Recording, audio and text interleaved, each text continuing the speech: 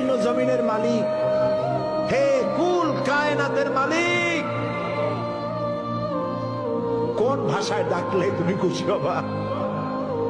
আমার সাথে বলেন, ইয়া হাইয়ু ইয়া কাইয়ুম, ইয়া হাইয়ু ইয়া কাইয়ুম, ইয়া হাইয়ু ইয়া কাইয়ুম বিরহমাতিকা নাস্তাগীস। আল্লাহ তাআলা, তুমি তো আমাদের সেই আল্লাহ যে নমরুদকে জুতো দিয়ে পিটায় শেষ করে দিছো। তুমি তো আমাদের সেই আল্লাহ যে ফেরাউনকে চুবাইয়া শেষ করেছো।